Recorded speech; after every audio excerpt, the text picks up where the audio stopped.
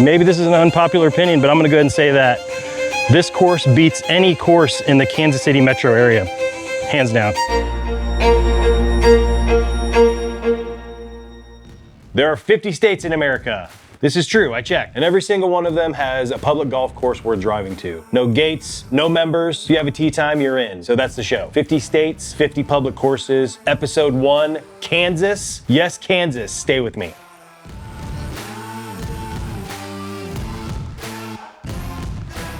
When you announce you're playing the best public golf course in America, people expect you to start at Pebble Beach, where tee time costs more than my first car. Instead, we're going to Manhattan, Kansas, the Little Apple. That's the real nickname. But here's the thing, Colbert Hills might be the whole thesis of this series in one property. A course that hangs with the famous ones sitting in the prairie 99% of golfers will never bother to come to see. They're lost, and I mean that as an insult. So, quick geography lesson, I promise it's short. Flint Hills exists because ground there was too rocky to plow. 150 years of farmers looked at it and said, no thank you, which by accident preserved one of the last tall grass prairies on earth. So the course sits in it. Links style, almost zero trees. It's a links course with no ocean, and nobody told the wind because it's absolutely performing like there's an ocean. All right, let's get after it. We'll get after it.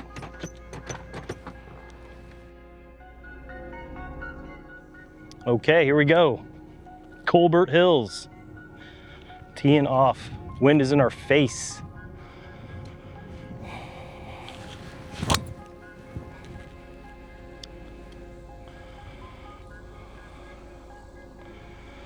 Yeah, we're gonna need a breakfast ball.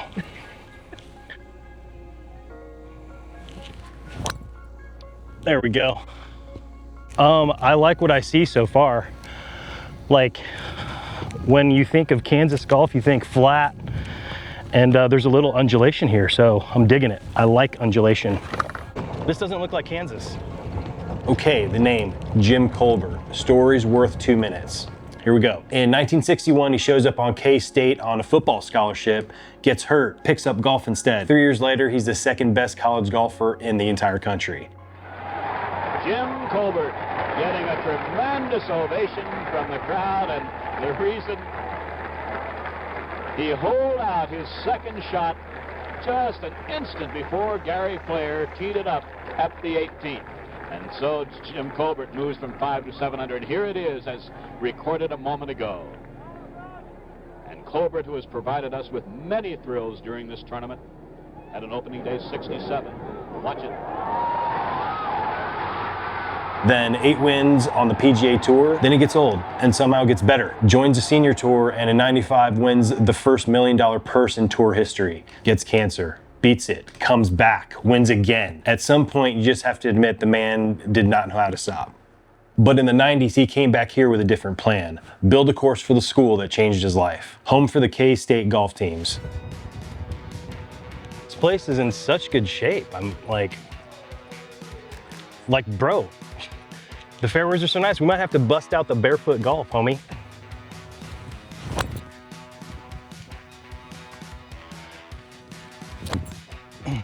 That's what I was trying to do right there.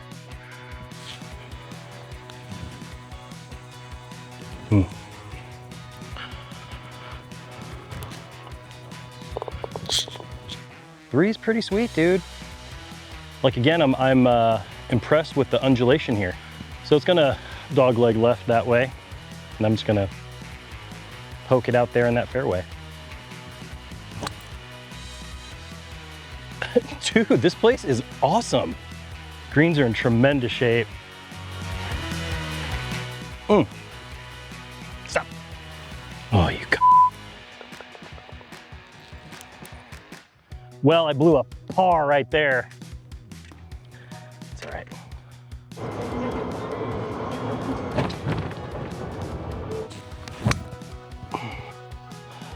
I love golf. I'll be saying I hate golf in like next hole. Sit right there. So there's certain golfers that don't like to listen to music. I like to listen to music. Turn around. The course is in great shape.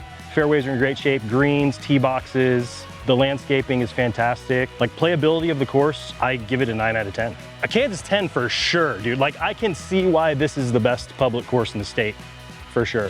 The day it opened in 2000, Lee Trevino, Raymond Floyd, and Annika Sorstrom played the Pro-Am in Manhattan, Kansas. That's how big it was. Jim Colbert passed away this May. He was 85. I never met him, but you can learn a lot about a man from what he builds and who he lets in, which was everybody. The fairways are generous. The greens average over 7,000 square feet, so it looks friendly.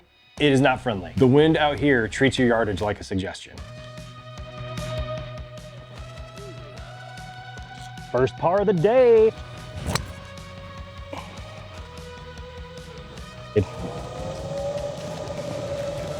Yeah, man. Nice and wide open. Yes, wide open. There we go.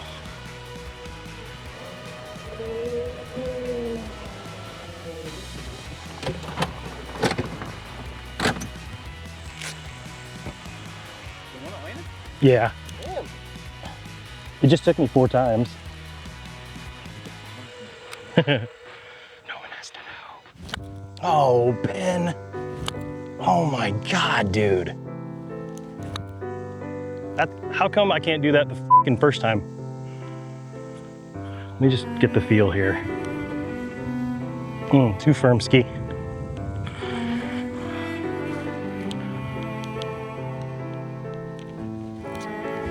I love golf. Hole 7, 600-yard par 5, and the tee shot drops 90 feet off a ridge. From up here, you can see for miles, the prairie, the whole course, the ball hanging in the air for what it feels like a full business day. Okay, we're at hole number 7, 600-yard par 5 from the tips. Like again, when you think of Kansas, you think of flat, but this is like total undulation. Look at this hole. Absolutely beautiful.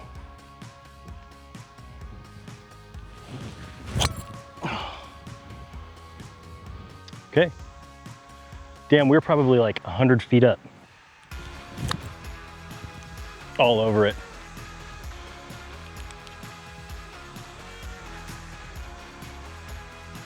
That was terrible. Good speed, bad aim. You master. One more name before the back 9, and it's a good one. The Youth Academy here is named for Earl Woods, Tiger's dad. Born in Manhattan, played baseball at K-State, the first black baseball player in the conference. So the man who raised the greatest golfer of all time came out of the dugout in this town. And as a former baseball guy, yeah, we're taking credit for Tiger now, and that's how it works.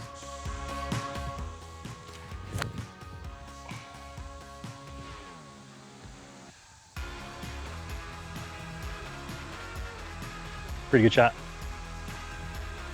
Pretty good, pin high. Yeah, man, I'm very impressed. Like I didn't know what to expect. I didn't do much research before I came here. And pleasantly surprised.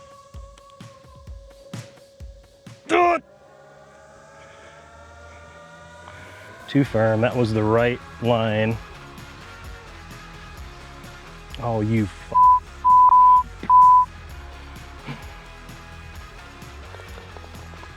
God, that's why I'm a bogey golfer right there.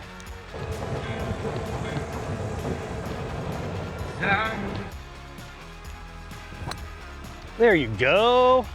Tremendous. Tremendous. Love this game.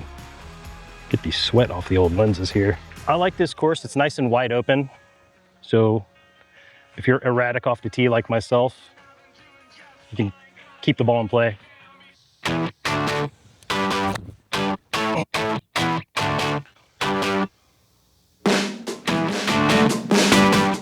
Okay, not terrible, but not very good. Go. Okay, it did. All right. Pretty cool tee shot. Fairway funnels down into the green and then it kind of goes uphill here with the dogleg left surrounded by this water. This course is just, each hole, I'm impressed with each hole. Okay, on hole number 12. Par 4 pretty straight. There you go. Oh, of course you hit it straight and putting the ball all day. I love golf.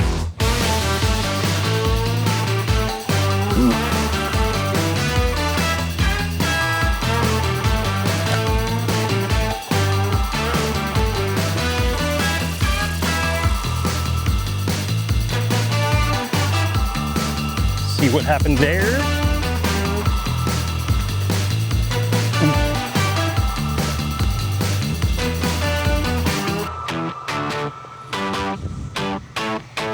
Beautiful.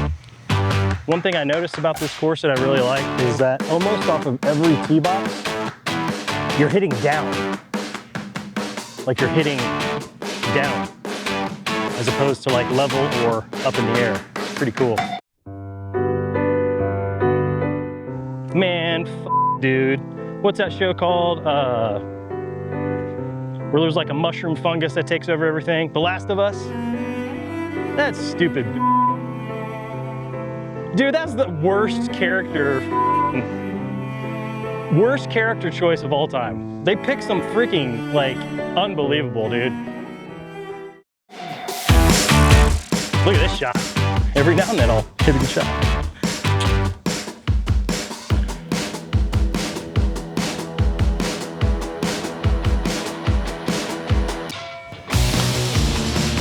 Bite.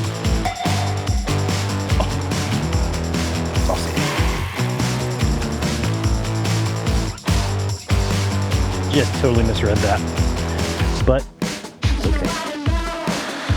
We parted. Parski.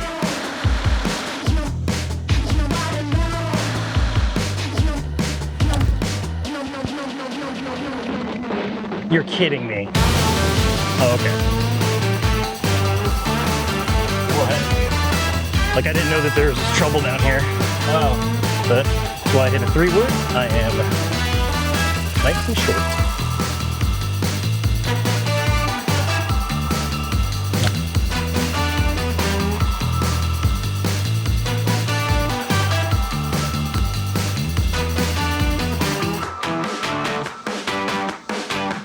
Okay, didn't see where it went, but I think it's good.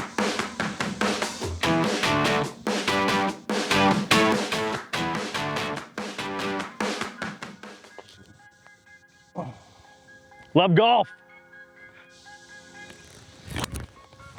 So here's what actually stays with you about Colbert Hills. It sits in the rankings next to the courses that cost 10 times as much, and literally anyone can play it.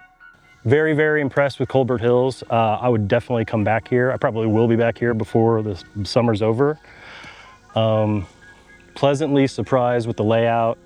I didn't research much before I came out here, but man, nothing but good things to say about this track. This is great, great track. Very underrated.